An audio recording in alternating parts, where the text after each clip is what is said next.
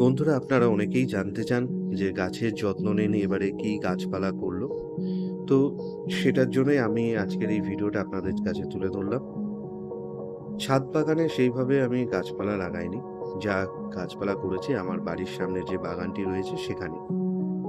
আশা করি আপনারা দেখতেই পাচ্ছেন যে ফুলে একেবারে ভরে উঠেছে।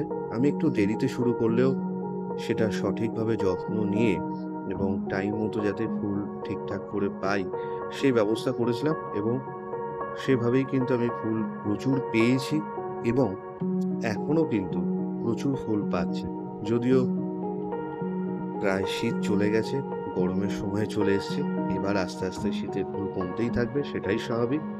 কিন্তু এখনো পর্যন্ত প্রচুর কুঁড়ি রয়েছে এবং সেগুলো থেকে আমি এখনো পর্যন্ত বেশ কিছু ভালো ফুল পাবো আশা রাখছি, এবং কিছু সবজি গাছ লাগিয়েছিলাম, সেখানেও ফল ধরেছে।